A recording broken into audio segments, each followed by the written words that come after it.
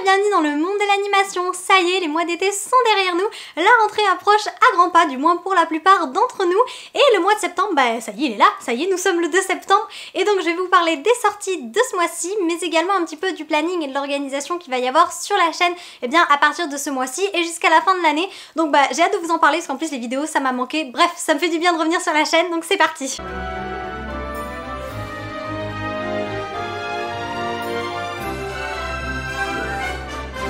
Alors pour commencer, avant donc de vous parler des films d'animation qui vont sortir en septembre 2023, je fais un petit point sur le planning. Actuellement j'étais à 3 vidéos par semaine et c'est un rythme assez intense à tenir, je le reconnais, oui, un petit peu. Et donc comme j'ai pas mal de projets aussi de mon côté hors de la chaîne et également un projet quand même de taille pour la chaîne au mois de décembre, bah je ne pouvais plus me permettre de garder ce rythme, donc je passe à 2 shorts par semaine et 2 vidéos par semaine. Le live du mardi soir est conservé tous les mardis soirs, donc à 19 h sur YouTube je fais des lives.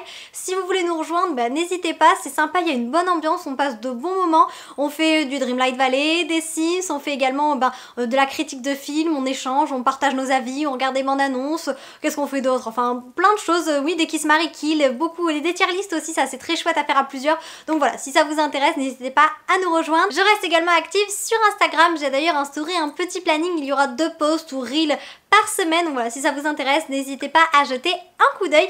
Et puis tant que je parle des nouveautés de la chaîne, n'hésitez pas non plus à me partager des idées de vidéos si vous en avez, s'il y a des formats que vous voulez voir, s'il y a des films dont vous souhaitez que je parle. Bref, je sais qu'on m'avait déjà suggéré de parler de Sinbad, la légende des 7 mers, ça va arriver prochainement. On m'a également proposé en live de parler de livres de collection Disney et autres, donc ça aussi il y a des vidéos qui sont prévues qui vont arriver petit à petit. Mais voilà, si vous avez d'autres idées, surtout n'hésitez pas à les partager.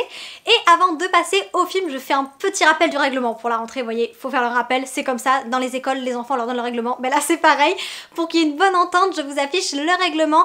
Bon, c'est très simple, hein, pas de propos racistes, homophobes, xénophobes, bref, vous connaissez la chanson, soyez respectueux en commentaire, c'est une chaîne vraiment qui est destinée à être une chaîne de divertissement, voilà, bon enfant, avec de bonnes ondes, c'est pour passer un bon moment, partager de la bonne humeur, voilà, donc voilà, j'ai fait le tour pour la rentrée, je crois que j'ai tout dit, le planning, le règlement, des idées si vous en avez, Instagram, les lives, voilà, c'est en gros ce qu'il y a jusqu'à la fin de l'année. Et puis je vous dis, après en décembre il y aura une petite surprise, et ensuite pour l'année d'après, pour janvier, je pense qu'il y aura encore un nouveau planning, mais du moins là on est calé jusqu'à la fin de l'année. Passons à présent au sujet principal de la vidéo, autrement dit les sorties des films d'animation du mois de septembre. Et on va dire que le mois de septembre est plutôt calme, on a eu de très bonnes sorties dans l'été et juste un petit peu avant. Là il y a quelques petites sorties, mais on va dire qu'après il faudra peut-être attendre la fin de l'année avec novembre, Wish, tout ça pour avoir de très gros films. Mais on va quand même trouver quelques petites pépites à regarder pour la rentrée. Et on va tout de suite commencer avec le film que j'attends le plus ce mois-ci, qui est un film d'animation japonais. Et il sortira en salle le 6 septembre, et j'ai vu qu'à Paris il y avait déjà des... comment ça s'appelle déjà? J'ai oublié, j'ai un trou. Il y a déjà des avant-premières qui sont programmées, donc si vous habitez Paris, n'hésitez pas à regarder ça, même si pour le coup ça va être très rapidement, donc peut-être qu'il va falloir réserver, regarder avant. Il s'agit du film Le Château Solitaire dans le Miroir, c'est un film d'animation japonais qui est sorti au Japon en 2022 et qui est réalisé par, et vous savez très bien que je ne retiens pas les noms japonais, donc je vais lire le nom du réalisateur pour ne pas me tromper. Il est réalisé par Keiichi Hara, c'est un réalisateur qui a travaillé sur déjà de grands films d'animation japonais comme Colorful, Un été avec Ku ou Miss, c'est Akusai je crois, Okusai, pardon. J'ai vu ces films mais les titres et moi ça fait 2. Bref, dans ce film qui dure 1h56, nous allons donc retrouver tout le cinéma d'animation japonais qu'on aime tant. Et d'ailleurs, je trouve qu'on a eu pas mal de sorties cette année en termes d'animé japonais. Avec le Covid, ça s'était un petit peu essoufflé en France, on n'avait pas eu grand chose, mais là on a quand même été gâtés. J'en ai cité, je crois, pratiquement un à chaque mois. Après, c'est souvent des films qui étaient par exemple tirés de manga ou qui étaient le film d'une série, donc bon, c'était peut-être pas des longs métrages à proprement parler comme Suzume, mais on en a quand même eu pas mal, et je vais tout de suite vous lire le résumé. La timide paria Kokoro évite l'école depuis des semaines lorsqu'elle découvre un portail dans le miroir de sa chambre. Elle passe à travers et se retrouve transportée dans un château enchanteur où elle est rejointe par 6 autres étudiants. Lorsqu'une fille portant un masque de loup explique qu'elle a été invitée à jouer à un jeu, les adolescents doivent travailler ensemble pour découvrir le lien mystérieux qui les unit. Cependant, quiconque enfreint les règles sera mangé par un loup. Un film d'animation assez intéressant, donc j'ai hâte de savoir pourquoi cette jeune fille avait ses salles en cours, pourquoi est-ce qu'elle a réussi à traverser ce portail. Je trouve que l'histoire est plutôt sympathique. Il faut savoir que ce film est une adaptation du roman japonais éponyme écrit par Mizuki Tsujimura, qui a été publié donc en 2017 au Japon, et il y avait également eu une adaptation en manga qui est parue entre 2019 et 2021. Voilà pour la sortie selon moi la plus importante de ce mois-ci. Toujours le 6 septembre va sortir un recueil de courts-métrages, et ça ne va pas être le seul puisque ce mois-ci est réservé aux plus jeunes. On va avoir 3 recueils différents de courts-métrages dans le même mois. Certains sortiront au cinéma, d'autres pas. Enfin bref, vous savez, ou alors ça sort dans les petits cinémas, ils sont toujours très difficiles à trouver. Toujours est-il qu'ils sont prévus pour le mois de septembre. Je vais vous parler d'abord du premier pour pas qu'on se mélange tout. Mais en tout cas, il faut savoir que tous ces recueils sont à partir de 3 ou 6 ans selon la compréhension, mais du moins sans aucune violence, donc vraiment adapté aux tout petits. Le premier recueil de courts-métrages s'appelle Un peu d'imagination. Il regroupe donc 5 courts-métrages de pays différents et il a été conçu par l'archipel des Lucioles et Little Cambeo. Dans ce recueil, nous retrouvons donc Le temps des enfants réalisé par Nina Bizirina. Ensuite, nous avons Le bac à sable de Jody Samuelson, Le monde à l'envers qui est réalisé par End Esmat et Lamia Adiab. Nous avons ensuite Les moineaux sont des bébés pigeons de Nina Bizirina. Et enfin, pour terminer, nous avons La moufle de Roman Kajanov. Voilà pour ce premier recueil de courts-métrages. Toujours dans les recueils de courts-métrages, nous allons en avoir beaucoup ce mois-ci. Le 13 septembre va sortir un recueil de courts-métrages d'animation polonais. Il se nomme Kolargol, l'ours qui chante, et il recueille 3 courts-métrages. À eux 3, ils durent 40 minutes, ils sont réalisés par 3 réalisateurs différents, et alors là, écoutez, j'ai beaucoup de mal à prononcer les noms des réalisateurs, donc j'espère sincèrement ne pas écorcher leur nom, mais je ne lis absolument pas le polonais, donc je vais faire au mieux pour les lire, les retenir, c'est même pas envisageable. Nous avons donc en premier Tadeusz Wilkowski, ensuite Jadwiga Kuzrydka et Kristina Dobrowolska. Ils ont réalisé Un matin à Bois-Joli, Un ours qui vole chez le roi des oiseaux. Dans la forêt de Bois-Joli vit Kolargol, un ourson gai et pétillant. Chaque jour, il aime beaucoup écouter le chant mélodieux des oiseaux. Persuadé de posséder le même talent, il souhaite émerveiller tous ses amis. Malheureusement, le petit ours mélomane chante faux. Voilà, encore donc un recueil tout mignon à regarder avec des enfants en bas âge. Nous avons ensuite un autre recueil de courts-métrages, mais cette fois-ci, il est français et il est destiné aux enfants un petit peu plus âgés. Il est moins pour les tout petits, on va dire plutôt primaire, début primaire plutôt que la maternelle. Le premier court-métrage se nomme Moule Fritz. Il a été réalisé par Nicolas Hou en 2021 et il dure 26 minutes. Et ensuite, nous avons Les Astres Immobiles de Noémie Gruner et Selena Pic en 2022 qui dure également 26 minutes.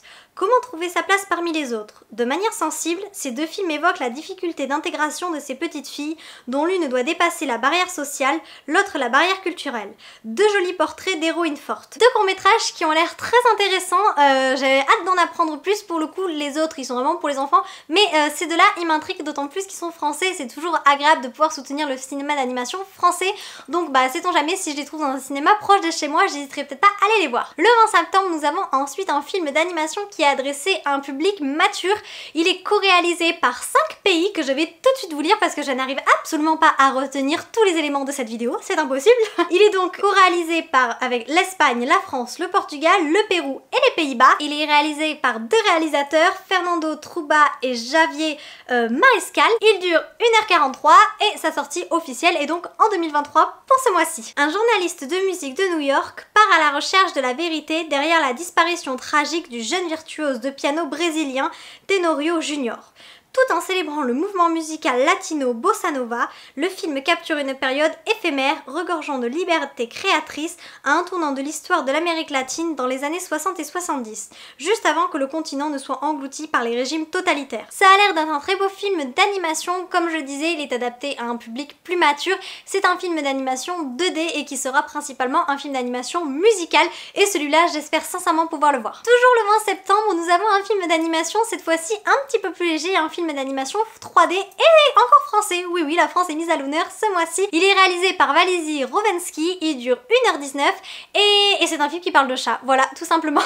Ça a l'air d'être un film d'animation très mignon. Même s'il n'est pas réalisé par le même réalisateur, je pense que les mêmes studios ont dû travailler dessus. Il me fait beaucoup penser au film Maurice le chat fabuleux qui était sorti en 2022. J'ai l'impression que c'est quand même le même univers. Coincé dans un vieux piano qui prend l'eau, le jeune chat Vincent fait équipe avec Maurice la souris afin d'éviter la noyade. Un groupe de marins repêche alors l'instrument et l'envoie dans un musée. Vincent y rencontre une équipe de chats d'élite qui protège les œuvres d'art des rongeurs et autres vermines depuis des années. Vincent rêve depuis toujours d'avoir sa place au sein d'une véritable famille de chats. Mais ne voulant pas perdre son amitié avec Maurice qui lui a sauvé la vie, il est forcé de cacher la souris des gardiens félins du musée. Un peu une revisite de la nuit au musée mais version chat. Ouais, pourquoi pas, écoutez, ça peut être sympa. Et pour terminer, le 27 septembre sortira encore un recueil de courts-métrages, encore des courts-métrages français. Il durera 44 minutes et en contiendra 5. La particularité de ce recueil, c'est qu'apparemment tous les courts-métrages sont en stop motion et ça c'est très bien parce qu'on en voit peu. J'ai l'impression qu'il y a une période, il y avait un petit peu plus de stop motion, il y avait pas mal de sorties, enfin pas mal. Il y avait quelques-uns des sorties en pâte à modeler, vous vous souvenez, Max et Marie et Max, il y avait le lapin-garou, là comment ça s'appelle, voilà c'est gros mythe, on a eu Sean le mouton, bref, il y a quand même pas mal de films qui sortaient.